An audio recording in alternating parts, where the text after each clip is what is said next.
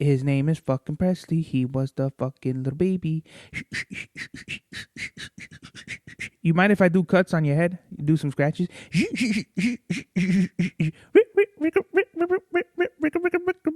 Presley.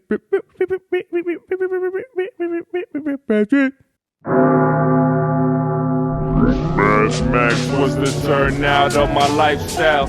Smoking green, blowing white clouds to build the blue skies. Conversating with the gods by my wildflower to let them know that it's the God's hour. This love's the never-ending saga. Gods by my wildflower to let them know that it's the God's hour.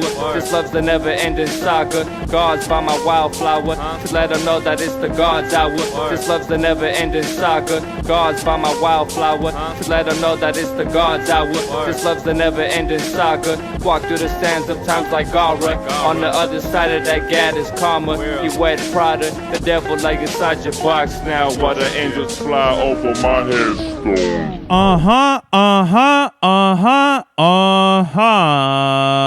We are back with another episode of the God's Hour podcast with your boy Big Serbavelli. Back in the place to be, La Merca Superior Palace 81 Studios. We are live in effect, live and direct. It's your boy, Mr. Nine Times. Yeah, so I literally don't even know. I had like a whole bunch of shit. But first things first, today's mathematics is November 21st. Wisdom and knowledge all being born to understanding. So if you're not wise with your knowledge, if you're not knowledgeable with your wisdom, how can anyone have any understanding? Like 1 + 2, 1, 2, and 3. That's literally like today's math. I mean, it's 2, 1, 3, but 2, 1, 3, Snoop Dogg and all that shit. I actually haven't heard of that album, heard the whole album. I just heard So Fly. So Warren G. I'm pretty sure it's just Warren G, Nate Dogg, and Snoop Dogg, right? I haven't heard that album. But they can't get it on streaming services because of like whatever reason. I don't even know why. Like when you look up the YouTube songs, they're not like copywritten, they're just like bootleg shits, so I'm going back to today's math. It's just kind of like, you got to be wise with your knowledge. I want everybody out there to be wise with their knowledge to gain some understanding of either themselves or give understanding to others, because like some people with their wisdom, they're either one, not knowledgeable, or with the knowledge they have, they don't help other people understand things. People just want the understanding for themselves. They're selfish with their wisdom. So don't be one of those people. Be the person that'll give the knowledge, give the understanding, and give the wisdom to others. Peace. Today's fit, we got on, Fila Ray Tracers, just some sweats, the Itadakimasu award, and then I got a new fucking jade ring because the last time it fell. So these things are like super easy to break, and I want to say it's raid hour for Pokemon, so everybody fucking jump up and down for that shit. If anybody that doesn't play Pokemon, then you never mind this episode, never mind anything that I just said right now, including whatever the fuck I'm about to say. The church came back, the Church of What's Happening Now with Joey Diaz and Lee Syatt. They did their first one. It's called The New Testament. For anyone who doesn't know, the Church of What's Happening Now was a podcast that came around 2011 and they stopped around the pandemic, like 2020. So it was like a good almost 10 years of them doing the podcast. I found Joey Diaz through Joe Rogan. I don't even know how. Back in 2016, the beginning of 2016 or the end of 2015, I was just like watching YouTube videos and I found the Joe Rogan Experience. I don't even know how, because I wasn't even like a Joe Rogan fan. I know that he had did UFC commentary, and I just didn't even know what he was doing. I didn't even know he was a comedian. Like so many other people that just find out about Joe Rogan, they don't even know that he's a comedian. A lot of people think that he's just like the UFC commentator, but his brand has grown so big now that people know like, oh, like this fool, he's a podcaster. They still don't even know that he's like a comedian, that he's really fucking funny. A lot of people don't like his stand-up. A lot of people just like him from his podcast. And here comes Presley. You want to come here, boy? Come here, boy. Come here. You already interrupted. You already interrupted us. You can't half step. Come here. Oh, you're gonna come in through this way? Okay, hold on. Look at that. Look at the boy. Buddy. The people love you, buddy. I'm not sure if you knew this or not, buddy, but people really love you, boy. Like, they really enjoy that you're on the podcast, and you give your wisdom, buddy. Your wisdom, going back to today's math, yes, they do. They enjoy your company. I enjoy your company. The people enjoy your company. And when we're together, we're like Pop and Tart. We're Star and Burst. We're like fucking Grits and Gravy. We're like Shake, Rattle, and Roll. What are you doing? Hold on. Whoa. What are you doing? Buddy, why are you doing that? Buddy, it's very explicit for a podcast. Don't do that. Don't do it. Don't get me flagged, buddy, on my own show. I don't want you to do it. Oh, my God, your ears are cold, buddy. What the fuck? What's going on? I went into something else. That went into something else. Pause. So just going back to Joe Rogan, I would watch him, and I would always see Joey Diaz. I'm like, is this I thought they were the podcast at that time. I thought it was Joey, Redband, and Joe Rogan, but I didn't even know that that Joey ended up doing a bunch of podcasts on the JRE, that he had his own podcast already. At that point, it was still kind of like newer, and people really didn't know about Joey's podcast. You ask people today around LA, and out of 100 people, probably 20 people might know the Joe Rogan Experience, depending on who they are. The age bracket is their demographic is definitely, like, I'll say mid, maybe like 50s to 20s to 50s, like a good 30-year, thing. So I'll say like 20 out of 100 people will know fucking the Joe Rogan Experience, and then I'll say like 5 out of those 20 people will know the Church of What's Happening Now. And that podcast literally saved my life, because it would come on, I want to say, every Tuesday or Wednesday. I want to say it. No, maybe it changed. Maybe it wasn't like a definitive. I want to say it was either Monday through Wednesday, like one of those times. But I remember they would go live all the time. So that's why I want to say they would do certain podcasts, certain days. And then the regular one, I want to say they stuck to one day if they didn't have a guest. So I found out a bunch of comedians through the church, like a lot of people, Theo Vaughn, I can't even tell you, like, bless you, George Perez, I can't even, what's his name, Ryan Sickler, just a whole bunch of fools, right? Danny Brown. When they had Danny Brown, that's how I knew that the podcast was different, because I knew it was like, oh shit, they got Danny Brown. I want to say Steve-O was on that podcast. Dice Clay, when Dice was on that one, that was big. I think he had been there already, but when they had him on fucking on one of their last podcasts, like the Dice Holiday Special, that one's a really good one. But just, the church was a really big podcast out there. Like if you were like familiar with like comedy podcasts, that was definitely one that had to be on your radar. It was funny. Joey and Lee would fucking do all kinds of like edibles, and they would get high and shit. Action Bronson, that's another really good one. I think he was only on there one time, and he's been on the Joe Rogan Experience, I want to say 2 or 3 times. But the first Tony Hinchcliffe, that was the first episode I had ever seen. That one came like maybe a few days after my birthday. I'll never forget. I was still new to fucking the high school over here when I went to the West Side, and I was sitting by myself, because when I would have lunch by myself. I was by myself, sitting on these stone benches, and I remember I think it was recommended or something, but I put it on. I put the video on, and I remember it wasn't even like it was funny. It was just entertaining, and I think that's what people want out of podcasts. It doesn't even have to be fucking funny or something. It just has to be like relatable, entertaining, and it has to come from the heart. I feel like that's why I don't even go out of my way to plan these podcasts. It's just, I just get, I know when I want to do it, what day, but I don't even know what time or fucking what I'm really going to talk about. Like, I have things I want to talk about, but I don't even know if we're going to get to them because I'm just talking about, this shit right now.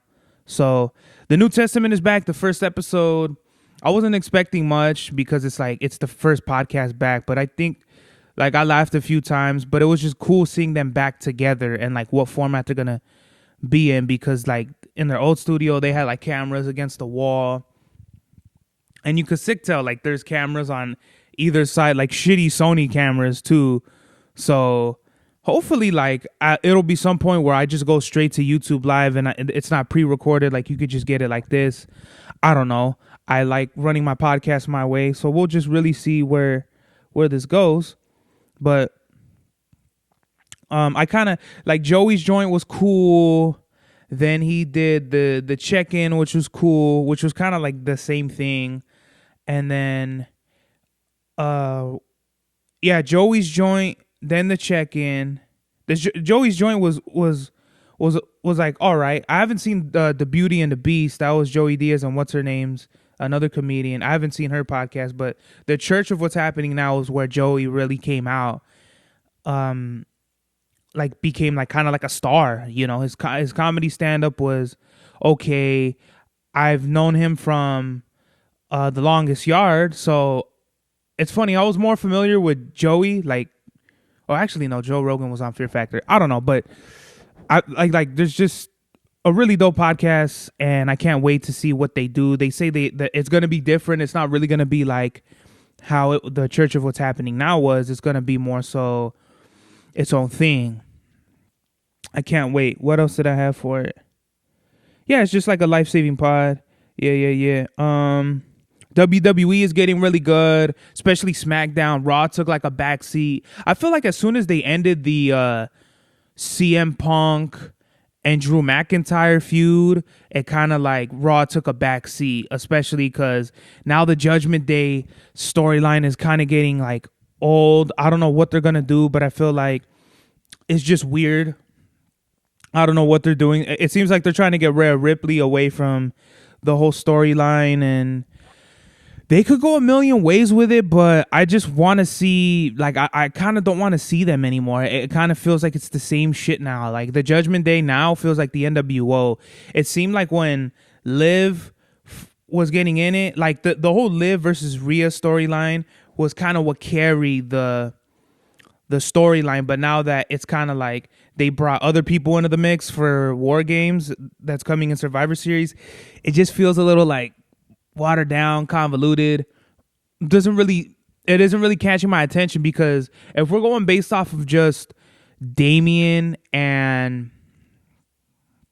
what's his name, Finn Balor, it doesn't really seem like an entertaining storyline. The storylines are there though, but I feel like it should just be Finn and a Finn Damian storyline, because it's like, okay, how many times is Judgment Day gonna go in and beat Damian's ass? Like, I feel like they've squeezed all the lemon juice out of this story for Damian and Finn, but I feel like they could still kind of do shit with Liv, Rhea, and Dominic if they could figure it out, because after the Shark Cage shit that they did, I want to say in Bad Blood, it wasn't like, I feel like that was where kind of it peaked, and now they're like, well, fuck, what do we do now? Think of something. I don't know what it is, because the storyline, I feel like at some point we could have like extended this all the way to WrestleMania, but I don't even think they should do that. I feel like to bring some sort of like life into the storyline, I feel like something has got to happen with the Judgment Day, Damian and Rhea, as either at Survivor Series, Royal Rumble, to give it that good WrestleMania moment. Because if they don't, it's like, wow, we had a potential for a really good story that it just kind of didn't go anywhere. And if it ends on Survivor Series, it kind of just feels like it went nowhere. If they ended at the Royal Rumble, it might be too soon. And then WrestleMania is like, okay, hopefully the Judgment Day either ends there, it becomes something else there, or it's fucking like it implodes after that. But it has to be one of those things where it's like we need to give it that WrestleMania moment and put a nice ribbon on the whole thing, because I feel like the whole interrupting matches and all that shit is just not cooking. It's not cooking at all for me. What is it? The whole bloodline thing is really dope. I really like the whole angle with they got Roman in his bloodline versus Solo in his bloodline. They could keep this going forever. I mean, it's already been 5 years. The fact that they brought like Sammy into it, Kevin Owens into it, all these other like different key players, Seth into it. Like, there's a lot of potential for that storyline to go on. I feel like for another 5 years, because it's like this guy has beef with this dude, and it's just different. Like it's like a good house of cards that you could play the hand out in many different angles, and it could just keep going and going. It easily could have ended with like WrestleMania 40, but I feel like they could stretch this out another 2 WrestleManias easily, especially like if you have Rock siding with Solo. He goes against Roman because Roman speared Rock. Like, just a whole bunch of different things. You know what I mean?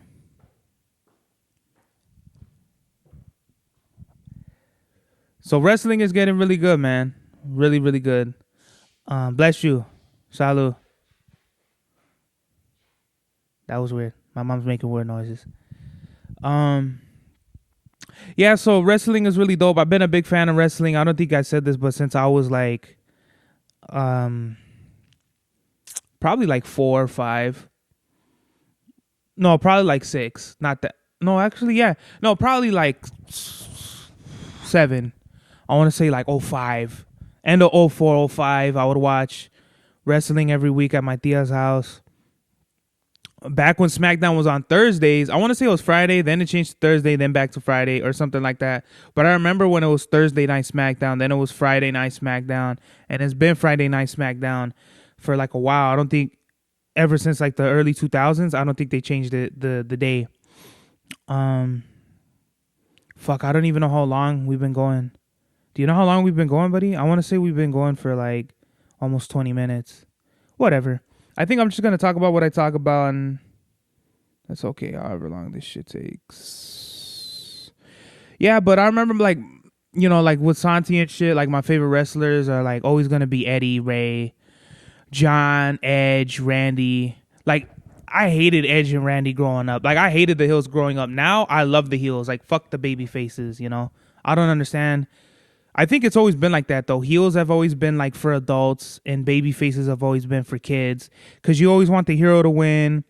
And then, like, as an adult, you're like, I've seen this play out like too many fucking times. Let's just watch the bad guys win for once. So Undertaker, he would scare the shit out of me as a kid. You would be like, holy shit, you know, you bought into the whole fact that, is this fool really dead? Is he not? But yeah, it was just dope seeing Eddie wrestle, because it was like we had some sort of representation. Undertaker was like his own thing. John Cena was more for, obviously, he's like a G.I. Joe type, you know, white guy. And then there wasn't really like any like representation besides like Ray and Eddie and Chavo. Whenever like those three would like wrestle, they would like, I feel like, carry a lot of the matches, especially like in the early 2000s, when there were like the storylines were like here and there, or they would only have one that would carry the show. Like, they would always give you like really good matches. So yeah, Booker T, whoever, Brock, but like Brock was already out. Like, it was so funny because I would hear about these guys and I didn't know that they had just left. Like Hogan, Brock, whoever, like a Stone Cold, The Rock, all of them had like literally like by 05, they were gone. I think Stone Cold's last match was like 03, right? Against The Rock, whatever WrestleMania that was. I don't know. Let's see. It's a doggy dog world. Hi, buddy. It's a doggy dog world. The dee. His name is fucking Presley. He was the fucking little baby. You mind if I do cuts on your head? Do some scratches?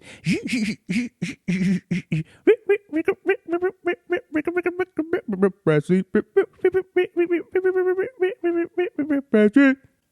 Who is the boy?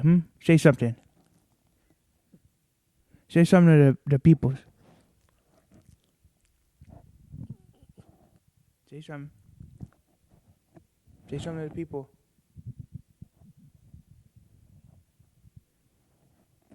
Say something.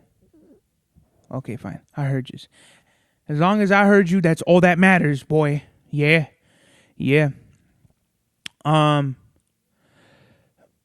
don't know. I put something about saving the planet. Why would we save the planet? Saving the planet or standing up for anything is only cool when it makes the suits money. Yeah, it's like people, they campaign. There's always campaigns around things that like make money somehow. Like what is it? Truth, where they talk about like cigarettes and shit like that.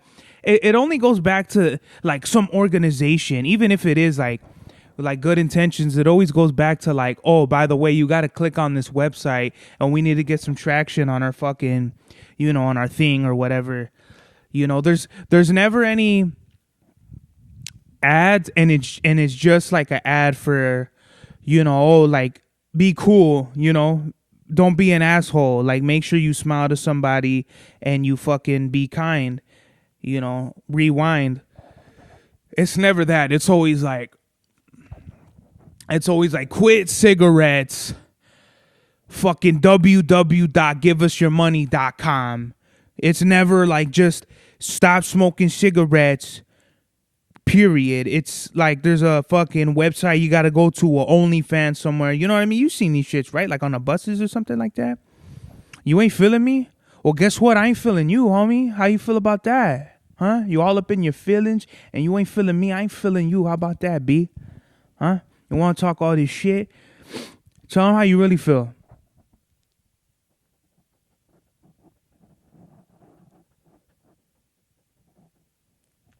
I like your style. So, yeah. I don't even know what to talk about. What are we talking about, boy?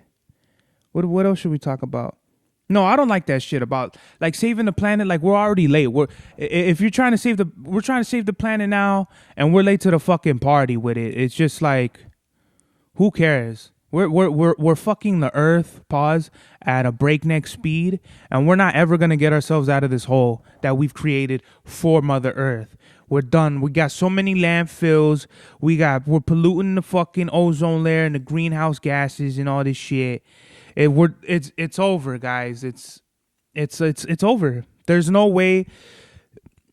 And my teacher told me this in first grade, that we're 2 weeks late to saving the earth. And I didn't understand that as a kid. I'm like, well, fuck, if we're doing our job now, shouldn't it even it out at some point? No, that's not the case. We're the earth is done. We're digging up the earth for the oil, the cobalt to make houses, graveyards, landfills, all this other shit. Like pretty soon, we're gonna be making houses in the sky. We're gonna be making freeways underground, we've already done that with subways.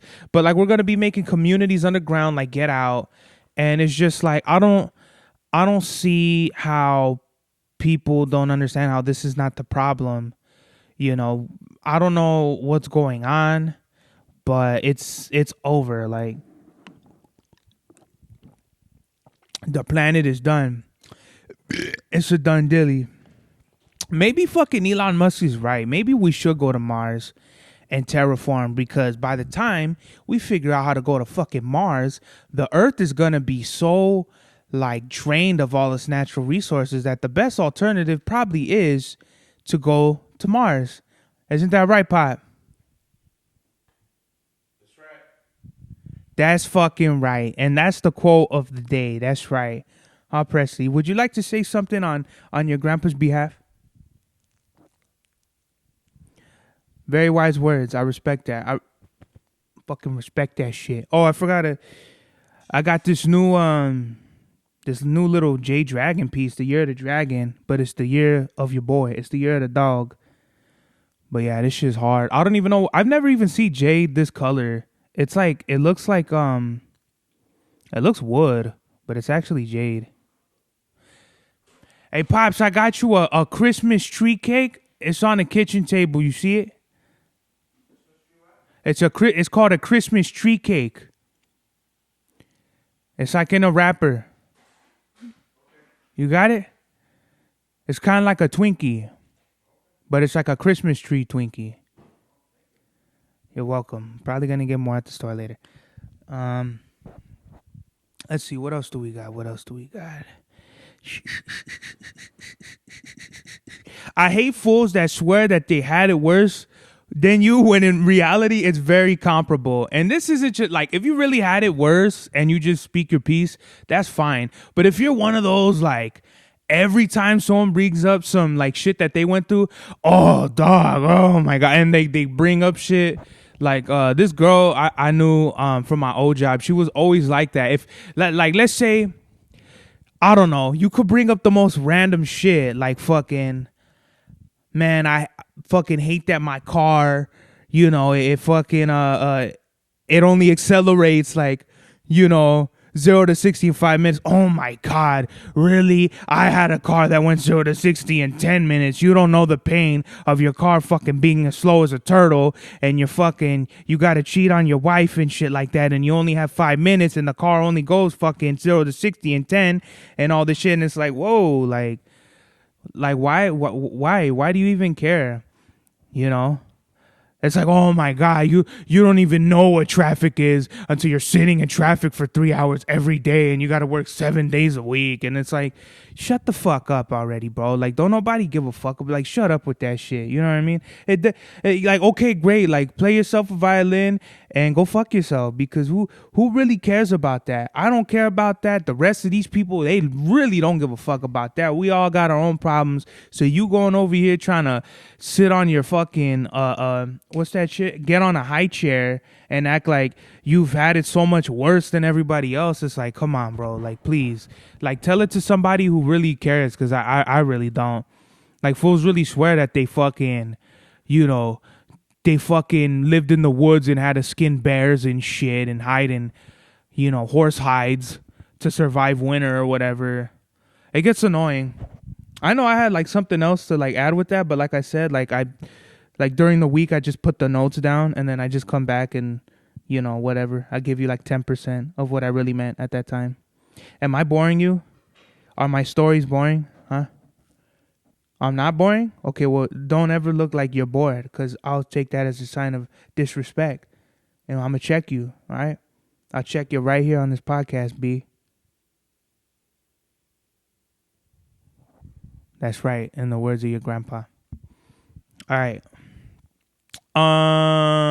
What happened to Styles P voice? I was listening to Woo Block and like some of the Lox's newer albums, but Styles P went from like rapping in the first couple D Block albums, like, you know, fucking, like, what does he say?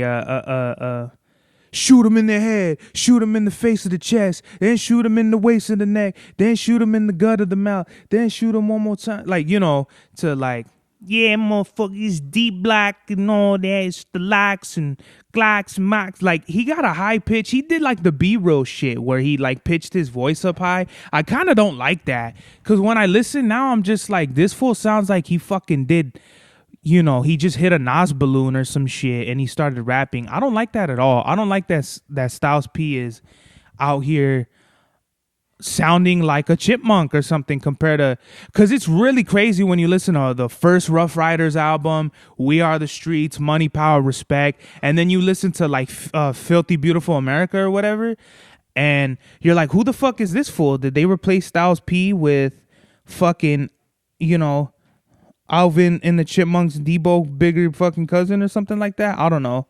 But I was listening to Woo Block and that album is crazy. Who would have thought that a Ghostface Killer Chic Luch album would be fire? I feel like the production could have and should have been a lot better. I mean, Vinny Idol's on it, so you know that's just gonna be crack.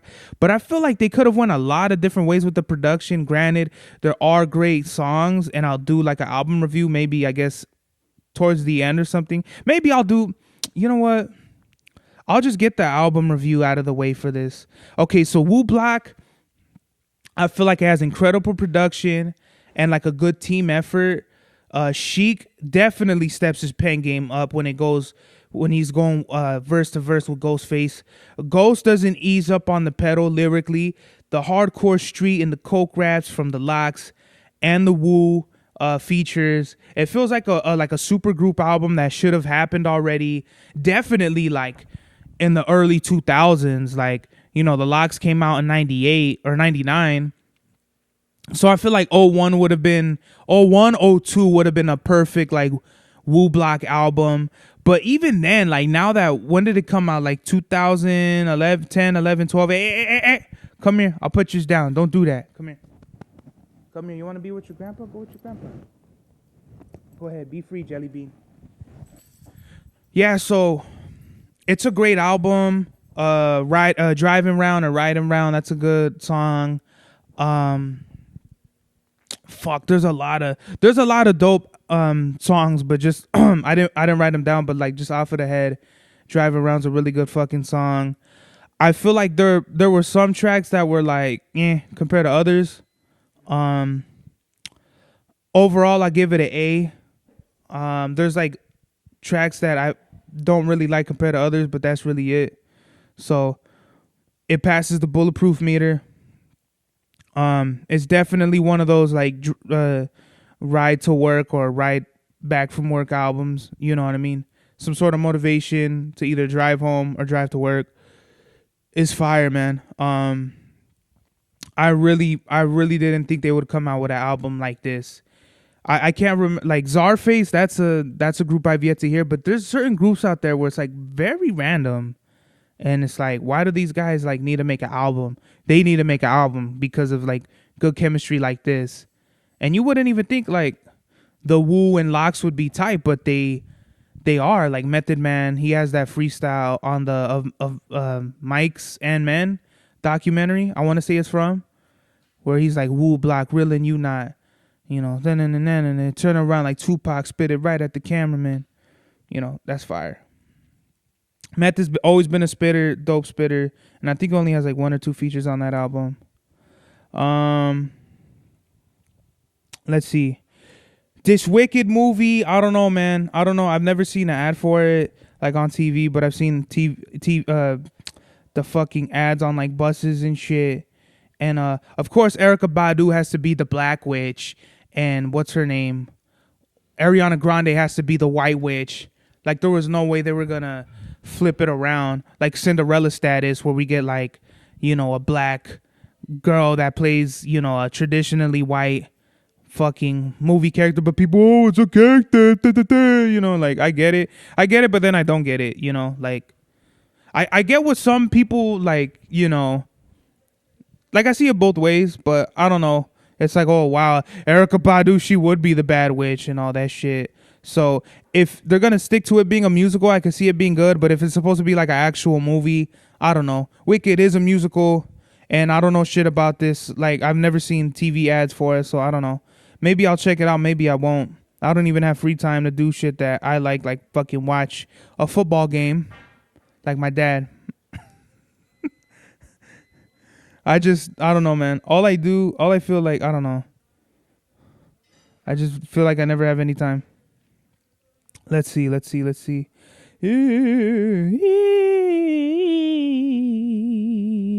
All right, J. Cole is weak for backing out of the beef with Drake and Kendrick Lamar. I feel like J. Cole is super weak salsa for fucking... What was the line he said? I would have won the battle, but I would have lost a brother. That's so fucking corny. Like, just say that you don't want to get involved. How hard is that? But like, rappers feel like they have to have like all this machismo, and it's like you say dumb shit sometimes that you don't even like realize. He could have just kept it like real simple, like, yo dog, I don't want to be in this, I don't want no parts of this, I could really care less. But he fucked up because he did that song with Drake. So now it looks kind of pretentious because, or like patronizing, because it's like, Dick, you say that you don't want no parts of this shit, but you did a song with Drake. not so long ago, which makes it look like you're throwing rocks and you're hiding your hand, you know? So I feel like I think Kendrick threw shots at J. Cole, not as much as he threw shots at Drake, but either way, I feel like Kendrick was very very warranted. There's been like back and forth subliminal shots from both parties here and there, but I feel like J. Cole was better off not saying anything at all, you know? Had he not didn't he come out with like an album too, like either right before their beef or some shit like that? Like, had he just not said anything at all, we would have all like taken the hint, like, yeah, this fool, you know. I told this to the homie, like, had he not said anything, and then years later, not right after, years later, people been like, oh, how come you just never fucking, you know, you never threw shots back at anybody or shit. He could have explained himself then, and exactly what he said, I would have won the battle, lost a brother, that would have hit home way later. But since you just said that while it's kind of like still cooling off, it's kind of like, get the fuck out of here. We don't want to hear that shit. You know, either say something, like either partake in it or just stay way the fuck out of it. You can't play this neutral like, oh, they're both my homies, but fucking I side with one kind of, but not really. And it's like, that's bullshit. You know what I mean? J. Cole, get your shit together, dog. But it's all love from the fucking God's Hour.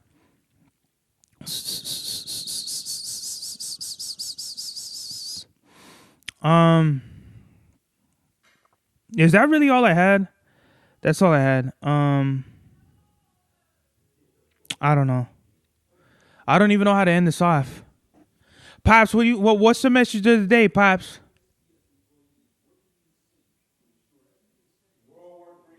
World War III. That's a great message of the day. Why? Explain that. Ukraine bombing Russia. When did that happen? A few days ago. Well, check this out. That's a weak salsa message. That's definitely not something. Like, when it comes to all this real world shit, like all that shit, like, I really don't want you guys to come on here and come through with your fucking protest signs, because I could care less. Not about human rights and civil rights and all this other shit. I'm just saying, like, don't come to my podcast and think I'm gonna be pro fucking is. Like, I don't really give a fuck, you know, either way. Message of the day, man, is cherish today, because life moves fucking fast. You know, I feel like I just released Painter's Palisade with Chava back in August.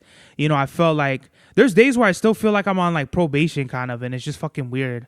You know, I'm like, I've like been like a month removed plus, you know, so it's like cherish today, man, because life flies by, and people that are my age are still fucking up in their life. And like, I really stopped doing stupid shit very early on, you know, and I tell people this, I'm like, these years are going to go by, and you're going to think to yourself, fuck, what did I do in these years of my life? And if you don't have anything to show for it, you're going to feel really fucking stupid. And the years I could think of, like 2019, that's when I dropped like 44 degrees. I'm about to drop 45 degrees. You know, 2020, that's when I dropped, that was when I was working on Voodoo Love. 2021, I dropped Voodoo Love. 2022, the years kind of get blurry, but I dropped The Dog on Riverside Drive 2. And these are just one albums, because I know I dropped way more than that. 2023 was when I dropped Greenlight 3. This year I dropped Greenlight 4. Like, it's just, you know, I could pick a year and be like, oh, okay, like fucking 2021 is when I got sober, when I started the podcast. The years will fly by in your life, so cherish them, make the most out of them, and just have fun with your life and fucking be grateful. And with that, this is the God's Hour. Max was the turnout of my lifestyle. Smoking green, blowing white clouds to build the blue skies. Conversating with the gods by my wildflower to let them know that it's the God's hour. This love's the never-ending saga. Gods by my wildflower to let them know that it's the God's hour. This love's the never-ending saga. Gods by my wildflower to let them know that it's the God's hour. This love's the never-ending saga. Gods by my wildflower to let them know that it's the God's hour. This love's the never-ending saga. Walk through the sands of times like Gara. On the other side of that gad is karma. You wet Prada, the devil like inside your box now, while the angels fly over my headstone.